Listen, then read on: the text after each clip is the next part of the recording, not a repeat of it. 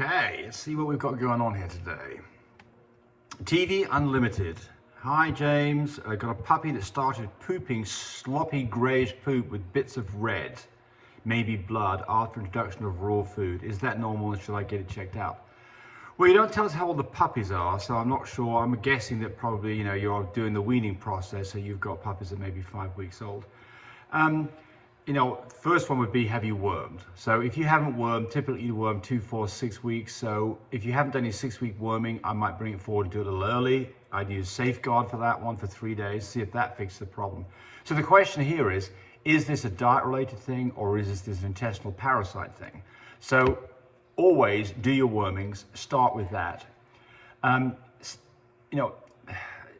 suspect that it's not the food. And if you had the whole litter doing it, then I would maybe suspect the food. But again, it could be an intestinal parasite. So again, start with the worming, and then if that doesn't fix things, then you might go back to just a kibble and see whether that fixes the problem. The other thing is just to go do a coccidia and a giardia test, because those are very common parasites, both of which will produce mucousy stool with some blood in it. Okay, next one. Notch here. Is it okay to breed, this is Danny Albor, is it okay to breed a blue merle to a pied stud? Yes, absolutely, no reason not to. So the thing you got to watch out for is you don't breed merles to merles, because that can cause blindness and deafness. That's not what you're doing here. And then with pieds, extreme pieds, you've got to be careful about, and that means a dog that is mostly white, specifically has a white head. You don't breed that to another pied. So you don't tell us what you don't tell us about the pied. If the merle was a pied carrier and the pied was an extreme, then I would be careful in that breeding, not because of the merle, but because of the pied. Okay. Rob Hardwick has a pocket bully, first teed at 9 months old, day 5 since first of her breeding. She came up with hyperplasmia. Where she gets a big growth in her vulva, went back down normal on day 10. To do my research, it says to do with estrus levels. Do you think it's a good idea to breed her if it happens every cycle? There's a bit more here to read. Let's have a look here. I would be doing a C-section anyway. Well, what I suspect you've got going on here is basically a vaginal prolapse. And vaginal prolapses, where you get this bulge from the vulva that may actually stick all the way out, is you can absolutely breed. I've bred lots of dogs with vaginal prolapses. What do you do about a vaginal prolapse? If it gets bad enough, you put what's called a purse stitch in. So you basically, where you've got this part of the vagina hanging out the back end of the vulva, you push it back in and you put a stitch to close up the vagina, a single stitch. And you just breathe through that. And then those dogs absolutely want to do a C-section, like you say, because you don't want to get in a situation where the dog is straining and the whole thing prolapses. But it'd probably get better, and it will get better after the heat's died away. So I wouldn't get too concerned about it. Got a pregnant French bulldog. This is Federico McLean. Got an Italian and a Scottish name together. That's an interesting combination. Got a pregnant bulldog due in 8 days. She started losing her hair around her face area. Is it normal to blow her coat early?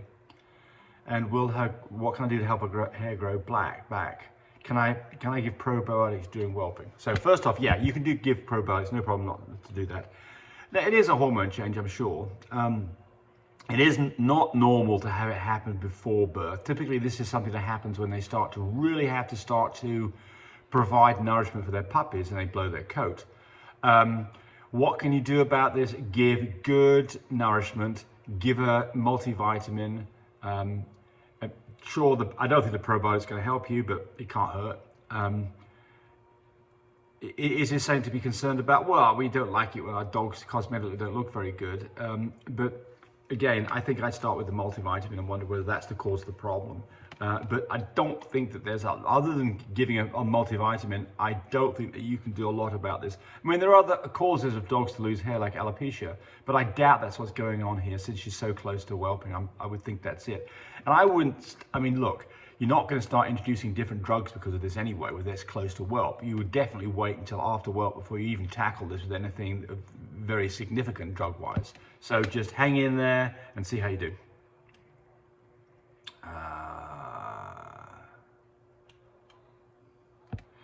Jessica asks, I have a 3.5-week-old Frenchie litter. I'm wondering what your schedule is like for starting feeding them mush and how often, at what age you turn the heat system off and regulate their own temperature. So we've got some puppies right now. They are now 2 weeks old and they're at the point now where we can turn the heat off, but we leave it on because it doesn't hurt anything. And you know, when initially they were born, they were hanging out under the pig row where the heat is and they were doing that all the time. Now they're more hanging out with mum. They're just a litter of 3, so they're big, fat, healthy puppies, and we'll actually do a video of them today. So they really don't need the extra heat, but it doesn't hurt. Now, if you're talking about heat lamps, I don't like heat lamps anyway, get rid of them. If you're talking about heat pads, I don't like those either because it heats mum up, get rid of them. Then on the regimen to get them on mush, so we start weaning puppies at about 4.5 weeks old, get them on Royal Canine puppy mousse mixed up with some goat's milk to make a thin gravy out of it and start there. Okay, next one. John Milo, I have read that cryptic merles can produce expressed merles. Yes, they can. I have a stud that came from a cryptic merle according to animal genetics. So a cryptic merle is a merle that tests for merle but doesn't show it. Now don't get confused with a dog that came from a merle parent but is not merle. That's not a cryptic merle. It could be a cryptic merle, but unless you've tested for it, it's just not a merle. Because remember, the merle gene is a dominant gene. It takes 1 copy to make it be expressed. And you always breed a single copied parent, 1 copy, to a non-copied parent to produce a litter of typically half that have 1 copy of merle and show it. So if you've got puppies that don't show it, it probably just they don't have the merle gene. But a cryptic merle, MC, would be the subscript, MC. I've never had one, so I don't have a lot of experience on this. But I suspect the answer is I can tell you this, you can breed a cryptic merle to a true merle, and apparently you only get in trouble 4% of the time, so it's fairly unlikely you get in trouble with this. So it'll be interesting. Why don't you tell us what the results are, because I don't know what the results are going to be for you.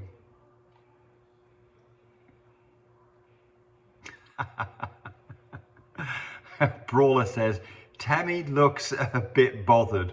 What did you do, James? There you go. There's Tammy in the background. There's not much telling, right, Tammy?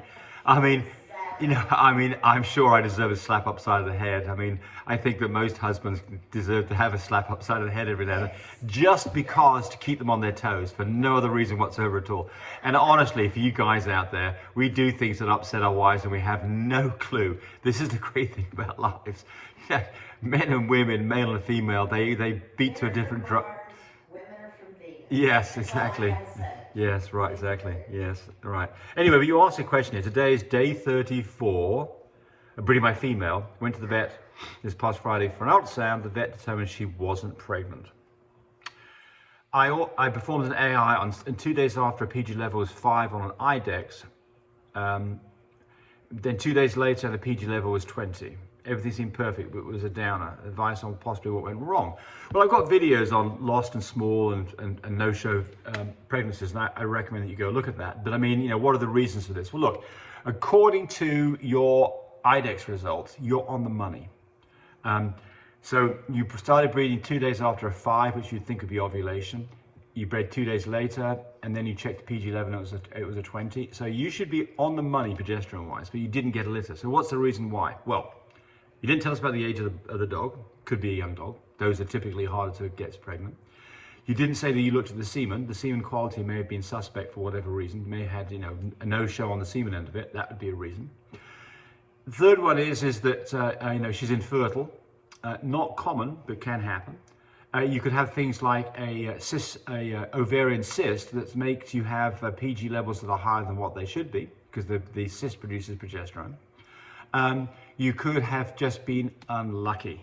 So unfortunately, after the fact, you don't know, I would just try breed her again and see what happens.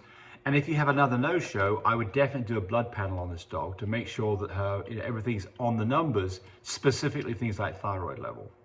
Okay. We're doing time. Let's do one more here.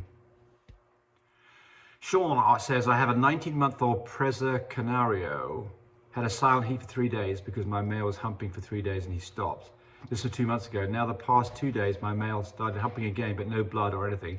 Can she be bred? Very concerned about the abnormal menstrual cycle. Well, yeah, so, silent heats are pretty uncommon. I mean, part of the problem is with the silent heat, there's no outward signs that the dog's in heat, so how would you know? As opposed to a prolonged heat cycle that I see a lot, where a dog, especially young dogs, and this dog's 19 months old, so it's in that category of a young dog, where their heat cycle starts up and then it kind of tapers off and it goes kind of dormant for a little bit, maybe a few days to a few weeks, and starts back up again. What can you do? Well, all that I know that you can do in these situations is, number one, maybe do vaginal cytology, where you take a Q-tip, stick it up the dog's vulva, put it out on a slide, roll it out on a slide, stain it, look at it, and look for cornification. It's a very simple, fast, inexpensive way of telling where the dog is in the heat cycle. If it's not showing you any signs, it will on the vaginal cytology. So that's the first thing. Second thing is to do progesterone tests and find out what the numbers are and see really what's going on inside the dog. So those are the two things. Nothing else that I know of. I mean, there are things that you can give dogs to help bring them in heat, but I've discussed these things before. Would not recommend using those on a dog that's had a heat cycle and it's not that long since the last heat cycle, or even young dogs. I mean, you can blow a dog up with this and mess it up. So I would let nature take its course. But the problem is you've got to decide when to breed her.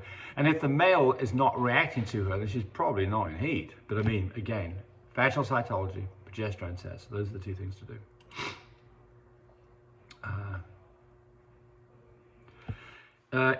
So Lorenzo asks, is structure more important at times than color? Absolutely it is, absolutely. So here's the deal, and they've got two replies there and everybody's agreeing with that statement. So here's the reason for it. It's easy to breed color in, it's not difficult. You just go choose the stud or the female that has the colors that you want. And you're going to get that color in some of the puppies, and you then keep those puppies and keep on going, and there you've got your color. Structure is much harder to fix. So if you've got things that you don't like in the structure, then absolutely try to find a stud dog that complements that in the right way. So if you've got a long back dog, find yourself a short back dog to breed to. I don't mean a dog that's just ridiculously small where you've got problems, but what I'm saying is structure is important, and it's hard to breed structure in. It's very easy to breed color in. So structure. If you're looking at buying a dog, the first thing to do is make sure that you like the structure of dog, specifically if it's a stud dog. And the reason why it's so important on a stud dog is a stud dog generates so many puppies over its career if it's successful. A female, it might have 3 or 4 litters, and it might, depending on the breed of the dog, it might have 20 puppies behind it. I've got stud dogs who've got thousands of puppies, literally thousands of puppies behind them. So we absolutely want to do the right thing. And so those dogs, it really is important. So structure, yes. And I think that's it for this one. Thanks for watching. Bye, everybody. Hey, enjoy daylight savings time. You had extra hours sleep, so you got some more time to watch my videos. Bye. Thanks for watching the video. I really appreciate people who subscribe to me. It helps me, encourage me to do more of these videos. But do remember, disclaimer here, I am not a vet. I'm not a licensed medical professional. I'm purely a person who's been breeding dogs for the last couple of decades. Any information that you got from this video, use at your own risk. There's nothing implied here, and certainly this should not be used as a substitute for advice from your veterinarian or your medical professional. I hope you enjoyed the video. Come back for more of them. Bye.